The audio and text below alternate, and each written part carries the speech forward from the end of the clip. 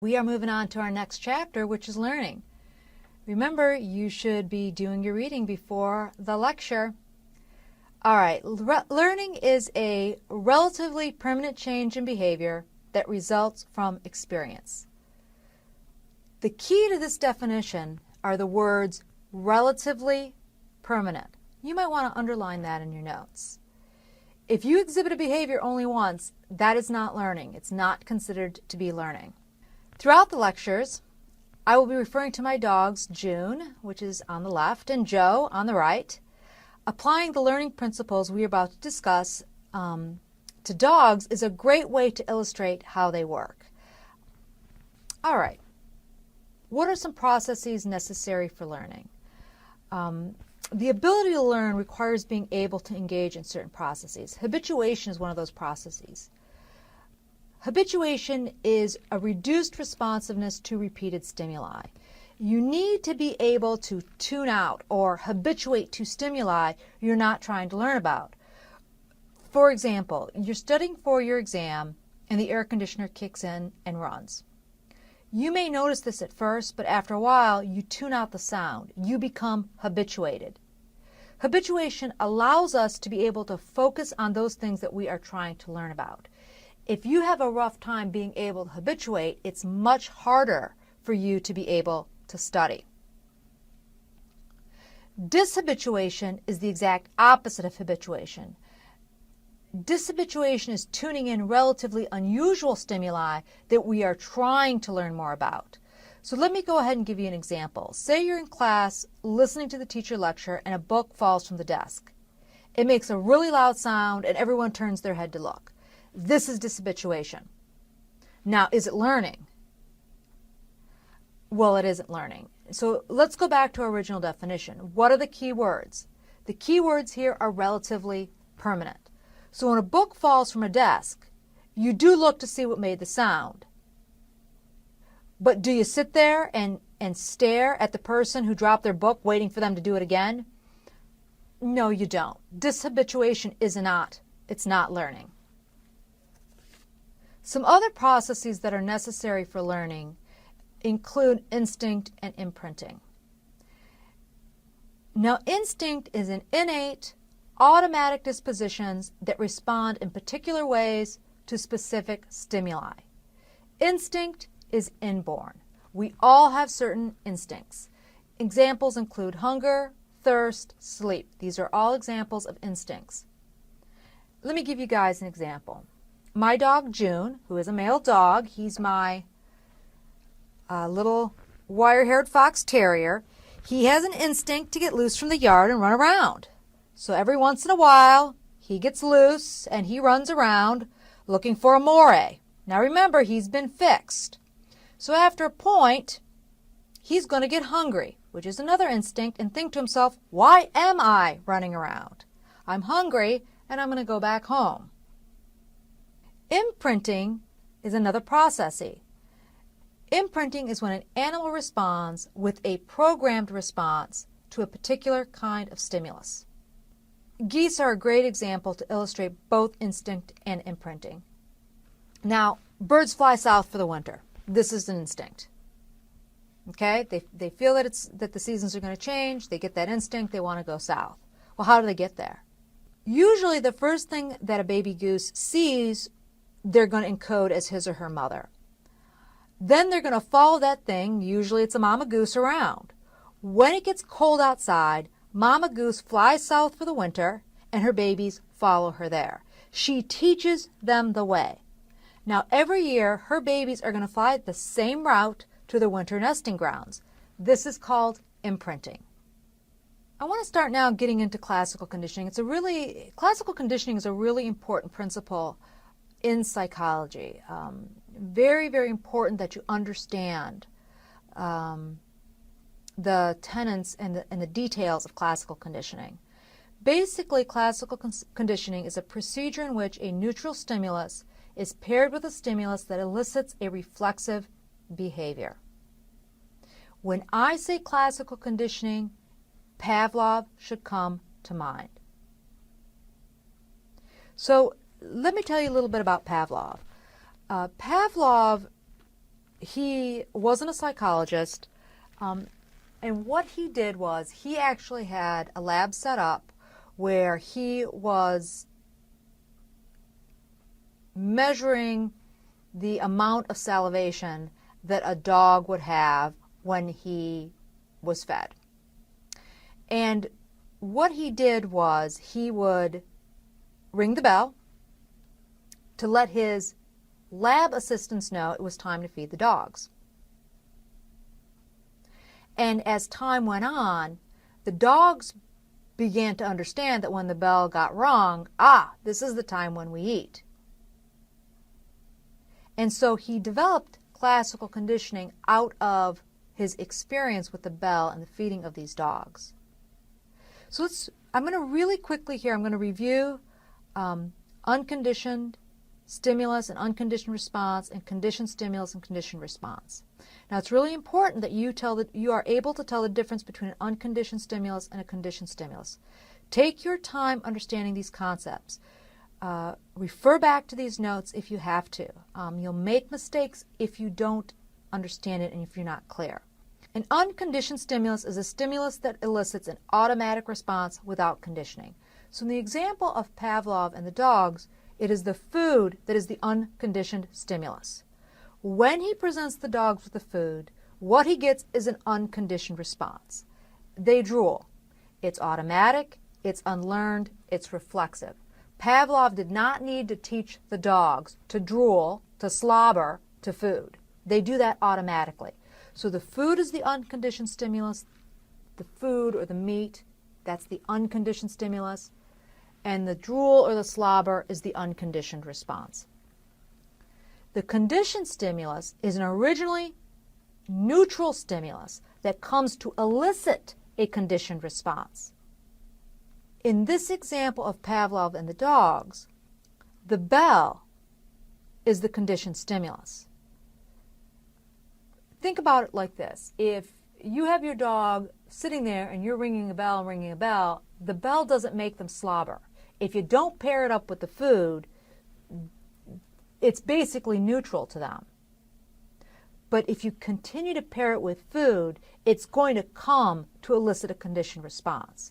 The conditioned response is a response that is triggered by a conditioned stimulus. And the conditioned response is the slobbering, the drool. They come to associate the bell with the food or with the meat, and they drool. And they're drooling to the bell. So let's review this again. I want to go over it twice because I think it's really that important that you guys get that. In Pavlov's observation, he basically studied digestion in dogs. So Pavlov's discovery of classical conditioning was really sort of an accident. He was looking at the amount of drool that dogs produced when they were fed. He has tubes inserted into the dog's mouth to capture and measure their saliva. So Pavlov would ring a bell to let his assistants know that it was time to feed the dogs. Remember, the bell was originally set up to alert his assistants, and it had nothing to do with the dogs. So originally, to the dogs, the bell was basically neutral. It didn't mean anything. What Pavlov discovered was that the dogs, when they heard the bell, they began to associate it with the food, right? They started to make that association, and when they would hear that bell, they would begin to drool. He realized that the dogs had associated the bell with the meat, and from this discovery, he developed his principles of classical conditioning. Okay, so when you present the dogs with the food, what do? They drool. They slobber. What is the food? The food is the unconditioned stimulus. What is the drool? It is the unconditioned response. Why? It is unconditioned because you do not have to teach dogs to drool when you present them with food or you present them with meat. They do this instinctually. It's a reflexive response. Make sure you understand the concept of instinct or you're going to have problems with classical conditioning. In other words, I don't have to condition the dogs to drool to food. They know how to do this. They do it automatically. Okay, now you ring the bell. What do the dogs do? Well, at first, they're not going to do anything. It's neutral. Think about it. If I called my dogs over and rang a bell, what are they going to do? Absolutely nothing. The bell, the stimulus, it's neutral. Now, every time I ring the bell, I feed the dogs. I do this repeatedly. As time goes on, the dogs begin to associate the bell with the food. After a certain point, when they hear the bell, they are going to begin to drool. So what is the bell? What does the bell become? It is the conditioned stimulus. What is the drool? It is the conditioned response. So why is that?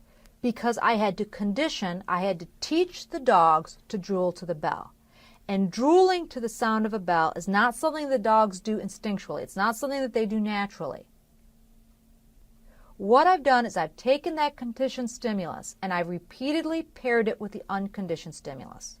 I've taken that bell tone and I've continually paired it with the food, or I've repeatedly paired it with the food. So what's going to happen is that eventually the conditioned stimulus is going to elicit a conditioned response. So these dogs are going to hear this bell, and it in and of itself is going to cause the salivation. So why is this such an important concept for psychologists? Well, it's an important concept because it works on people too. So here I've got a couple images up. One is of a bowl, and one is of a bowl, and one is of a shoe. And I'm going to try to demonstrate to you, or try to give you some examples here of how this works on people. So your mom, let's just say, for example, your mom makes the best chocolate chip cookies. And when she bakes chocolate chip cookies, the entire house smells great. The smell of the baking cookies makes your mouth water. Now, what is the smell of the baking cookies? It's the unconditioned stimulus. And what is the drool? What is this your mouth watering? What is that? Well, that's the unconditioned response. Now, why is that? No one needed to teach you to drool over the smell of baking cookies. You do this on your own. You do this instinctually. You do it naturally. Now, every time Mom bakes those cookies, she uses the same green bowl. As time goes on, you come to realize that when the bowl comes out, Mom's going to bake cookies. Now, when Mom takes out her green bowl, you begin to drool. What is the bowl? It's the conditioned stimulus. And what is the drool? It's the conditioned response. Why? Why is that? Why did that happen? Well, you have made an association between the green bowl and the cookies. You learn that the green bowl leads to cookies. Often, this is how sexual paraphilias develop.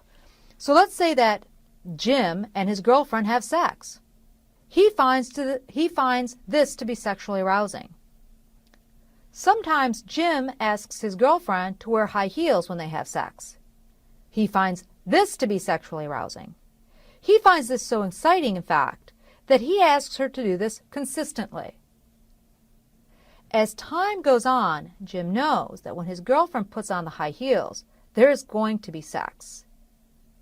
He becomes so attached to the heels that as time goes on, the only way Jim can become sexually aroused is when she wears the heels. And eventually, Jim doesn't even need the girlfriend. He just needs the shoes. He just needs the heels.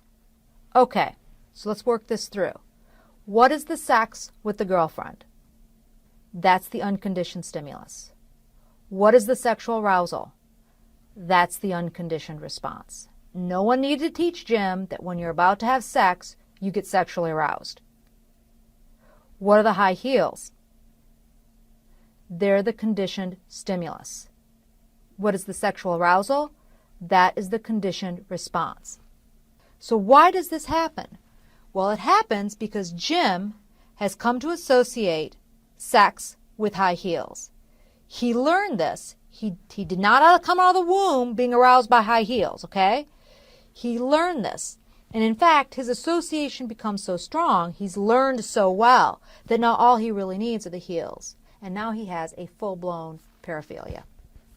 All right, let's spend a little bit of time talking about some features of classical conditioning.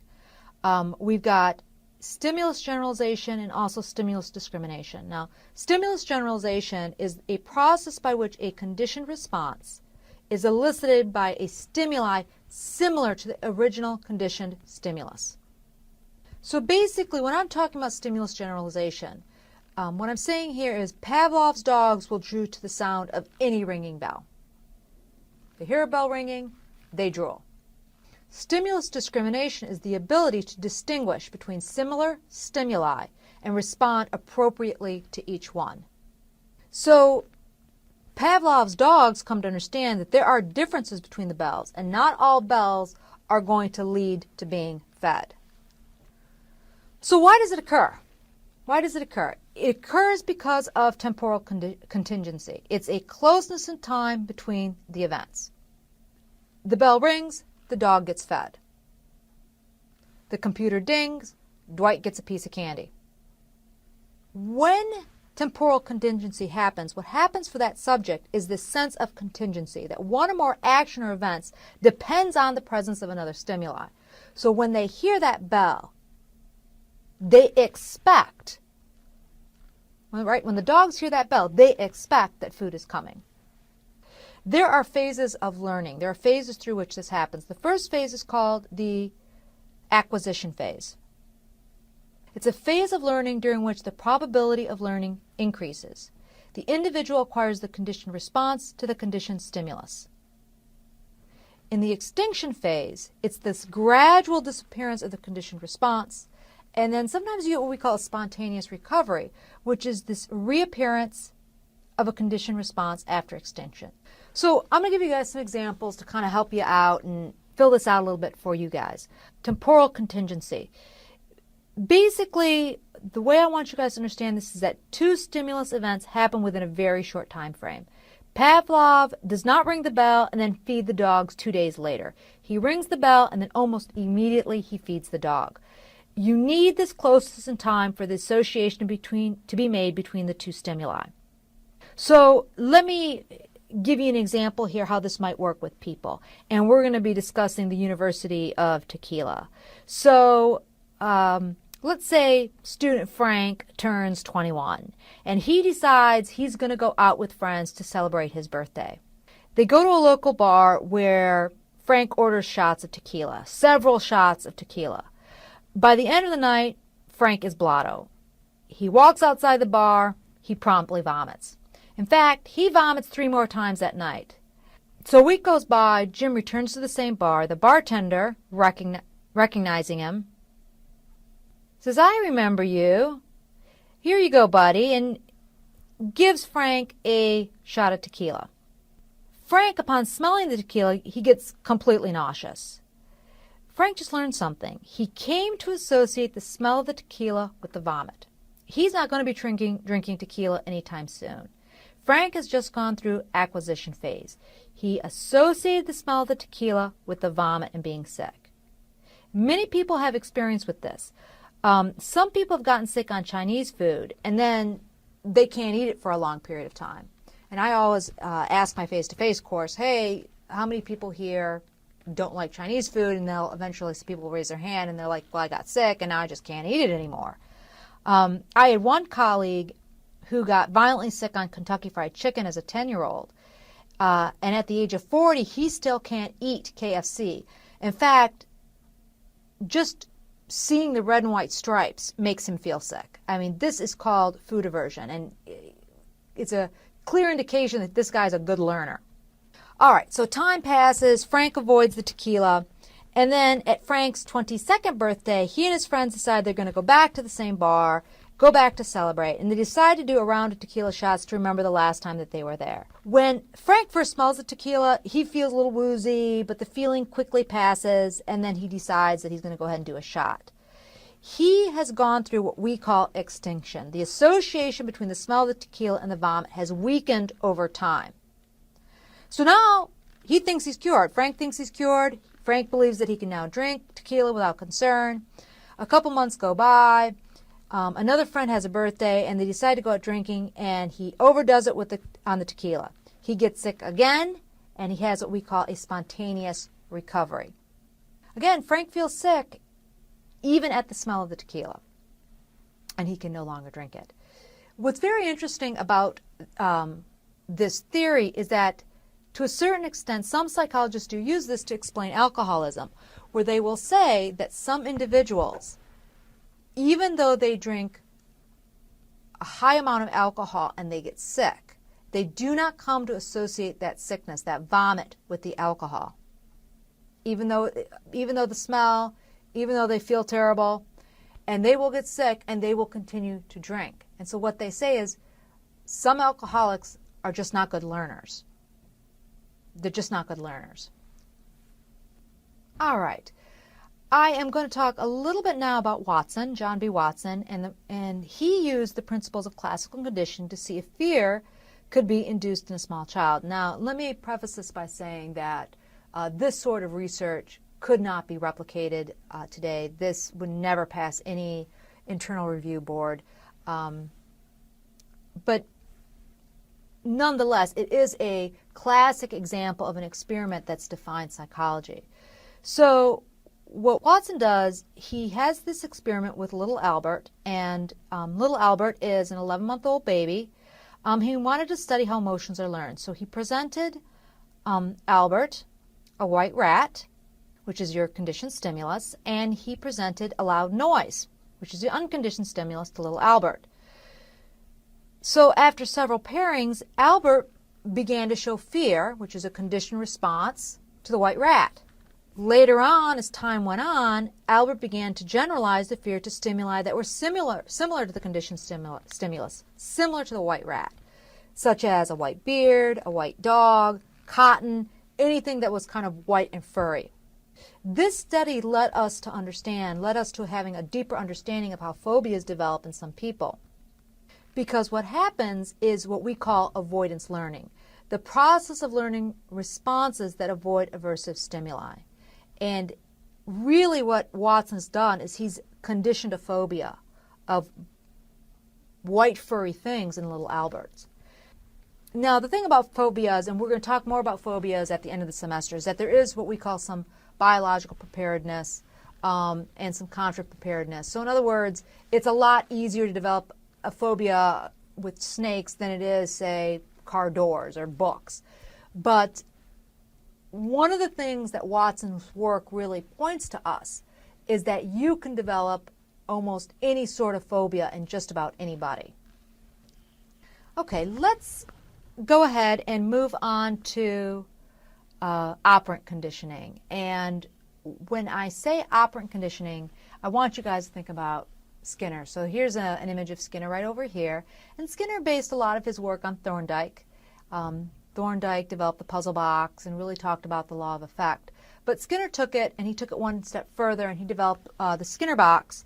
And we're going to spend some time talking about the Skinner box. And really, Skinner really was the one that looked at the association between a stimulus, the response to the stimulus, which is what we would call a behavior or an operant, and then its consequences.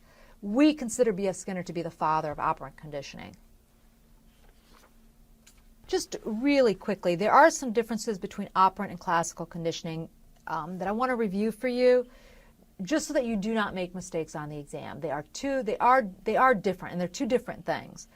The first major difference really is the role of the individual. In classical conditioning, the individual is very passive. The experimenter and the environment controls the situation. Where in operant conditioning, the individual is active. It operates on the law of effect. They're out there, they're acting in their environment, they're behaving, and then they get rewarded or they get punished. In classical conditioning, the focus is really on the association between the conditioned stimulus and the unconditioned stimulus. The meat and the bell, the bowl and the cookies, the shoes and the sex. In operant conditioning, it's really the association between an active behavioral response and its consequences. I act like this, and this is what happens. Very important you understand the difference between operant and classical conditioning. Okay, operant conditioning. The first thing you need to know is that when I use the word operant, what I'm referring to here is a behavior. When I say reinforcer, a reinforcer increases the likelihood that a behavior will be repeated. So a reinforcer is a stimulus event that increases. You want to underline that in your notes. That's very important. A stimulus event that increases the likelihood that a response is going to be repeated. There are two different kinds of reinforcers. There are positive reinforcers and there are negative reinforcers. In a positive reinforcer, it is a positive stimulus event that follows an operant and strengthens the behavioral response. A positive reinforcer introduces something positive. It's a compliment, money, good grades. And the idea here is this introduction of the positive event is going to strengthen the likelihood. It's going to increase the likelihood that a person is going to repeat that behavior in the future. Think about it like this. You get paid every Friday. You go to work all week long. Friday comes, you get your paycheck. If they stopped paying you, are you going to go back to work on Monday? It's not very likely. Now, a negative reinforcer is the removal of an unpleasant stimulus event that follows an operant and strengthens the behavioral response. Basically, in a negative reinforcer, you're taking something away. So let me give you an example. You want to increase the likelihood that a rat is going to press a bar in his cage. You electrify the bottom of his cage. The rat will eventually figure out that when you press the bar, the shock stops. So if you electrify the bottom of the cage, the rat is going to quickly press the bar. So let me be very clear here. You're taking away something negative. The bottom of the cage is electrified. He presses the bar. He exhibits the behavior that you want. You take away the shock. Another good example. Let's say you have two chores that you do at home. The laundry and taking out the garbage. You don't particularly like to do either chore, but you hate taking out the garbage. So one day your dad comes home and he sees you're doing the laundry. He's so impressed that he offers to take out the trash for you. He is removing an unpleasant stimulus. So in the future, you continue to do the laundry, you continue to be proactive about doing the laundry to avoid taking out the trash. Don't get negative reinforcer confused with punishment. Remember, reinforcers increase the likelihood a behavior is going to be repeated. Now, we're going to go to the next slide. And we're going to talk a little bit about primary and secondary reinforcers, but eventually we are going to talk about punishment. So don't get reinforcement and punishment confused. All right, two different kinds of reinforcers. There's primary reinforcers and there's secondary reinforcers. Primary reinforcers are events or stimuli that is inherently reinforced by satisfying a physical need. Food, water, comfort. Chocolate, cookies. You want to get kids to do something, you give them candy. Secondary reinforcers are rewards that people or animals learn to like. Things like good grades, things like money. Token economy is a classic secondary reinforcer where you're giving somebody tokens for good behavior. They earn so many tokens, they can take them and exchange them for something that they really want. Most people, what do they do with their money or their tokens? They get primary reinforcers. Now, in operant conditioning, you have your reinforcers. Remember, those increase the likelihood that a behavior is going to be repeated. But you also have your punishments. And basically, punishment is an unpleasant event that decreases the probability a behavior is going to be repeated. There's two kinds of punishment. There's positive punishment and there's negative punishment. In positive punishment, you're introducing an undesired consequence. Spanking is the classic example for this. In negative punishment, you're removing something pleasant. You're taking away a toy, you're taking away a privilege. That's considered negative punishment. Remember here, the goal of punishment is to decrease the likelihood of behavior is going to be repeated. So you're going to want to underline that in your notes. Two different kinds of punishment. You can introduce something negative, spanking, electric shock, going to jail, being grounded. These are all examples of punishment. Or you can take away something positive. Take away car keys, a favorite toy, cell phone. Those are all an example of negative punishment. Through the process of punishment, avoidance conditioning can be learned. Let me give you some examples. So you have a rat in a cage. You shock one side of the cage. The rat learns to avoid that side of the cage. You can even remove the cage wall, and the rat will not go near that end of the cage. This is how invisible fences work for dogs. Both my terriers have been trained to stay in the yard with the invisible fence.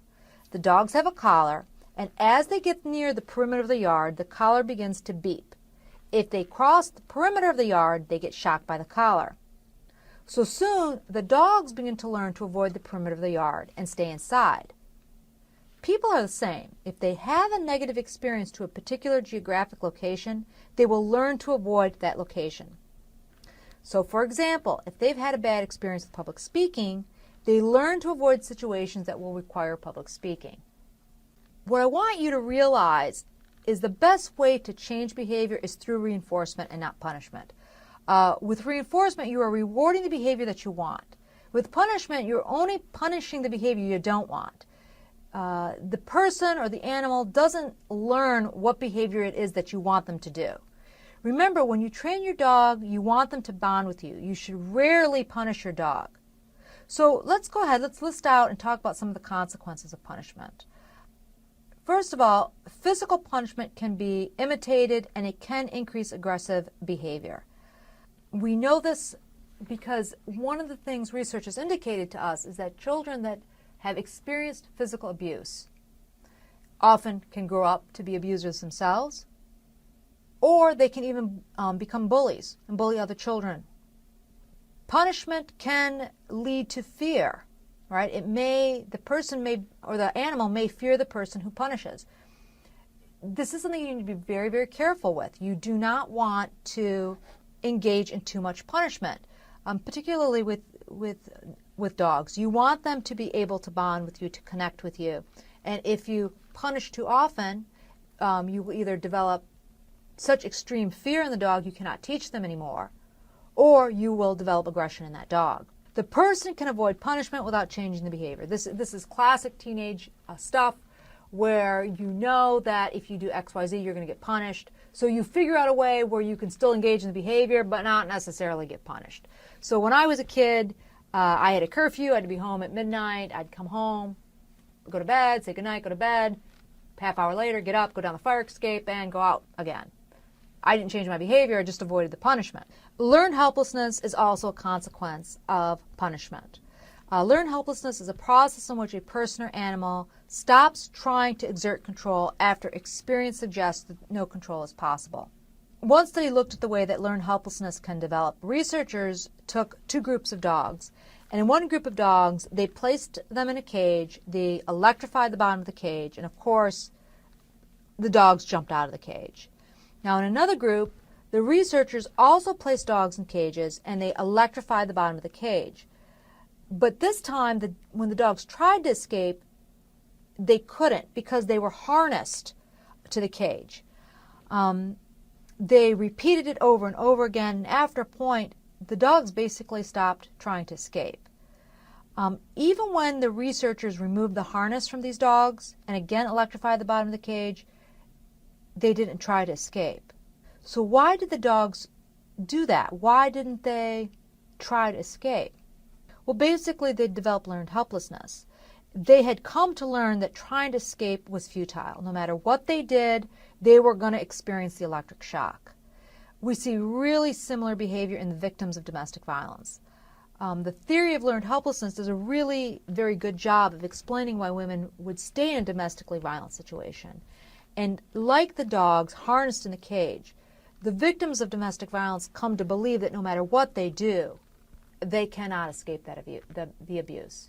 It does not matter. It feels to them as if they are harnessed. Just like these dogs, they are harnessed in even when they are not.